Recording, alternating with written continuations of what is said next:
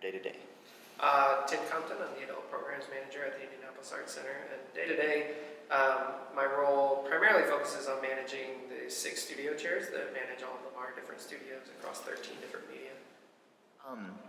So in terms of arts education and ArtsEdWeek, what has arts education done for you in your life personally, and what opportunities has it given you that you might otherwise not have had?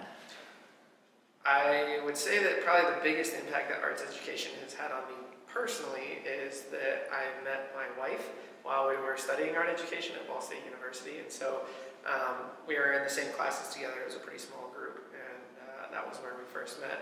And it's been really interesting working side by side with someone throughout arts education, as we've been able to compare notes and compare roles, see how different people can see the same art mentalities or the same classroom management strategies from different angles, and really get a more complete feel of how different people approach arts education. And so when I'm thinking about, elements and principles posters that we're going to put in the studios, I'll run those past her and say, you're looking at this from an elementary standpoint, and I'm looking at it from an adult education standpoint.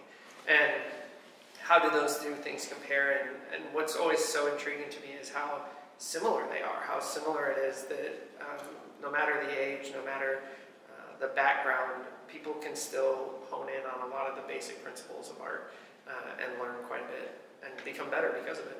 And as far as what we're doing well to prop up arts education culturally, what do you think could be done there to improve the experience for Indianapolis or for the larger culture? What do you think we're doing well, and what do you think we could be better at? I think one of the things that we're doing really well at, and one of the things that we think quite a bit about, is that the average person comes out of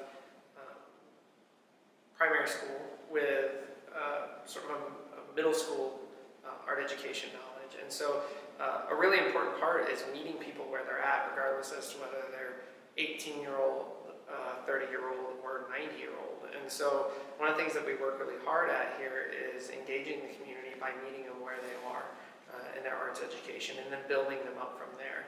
I think one of the things that we can always do better at is seeking out people that are interested in engaging with art, and again, kind of meeting them where they are with that, making ourselves more accessible, making ourselves more present in sort of the day-to-day lives of Indianapolis people that are interested in engaging with art. And so we're always seeking out new opportunities to reach out to people and share this great art experience with them. That just makes me think of a kind of a side question, but what do you think is one of the biggest barriers to someone coming to a place like the Indianapolis Arts Center and gaining more of that arts education or arts opportunity to engage with art and have it in their daily life? I mean, undoubtedly one of the biggest hurdles that we have, it's also one of the best assets that we have, is our location. Being in Broad Ripple, it's a beautiful location. When people do get here, it's so relaxing, so enjoyable. We have the Arts Park that backs onto the White River and touches the Monon. I mean, it's a really great location, but especially during traffic times, it can be a real pain to get up here. I have both my wife and several friends have taken classes, and the number one complaint that I hear is traffic is a nightmare trying to get to the Art Center. And we're hopeful that when things like the Red Line come in, that can really help benefit our accessibility and help people get here easier. But location is always a barrier, regardless of where you are. So what I'm hearing is that you're really looking forward to people bringing scooters to the Art Center. Hey, scooters are great. I was downtown earlier this week and saw them whizzing all over the place, and it's great to see people moving and getting about. The more you travel, the more you experience other people, and the more knowledgeable you come about your surroundings, and that's in and of itself an experience that's worthwhile. And so the more that Indianapolis can access mobility and give people the opportunity to explore this great city in its entirety.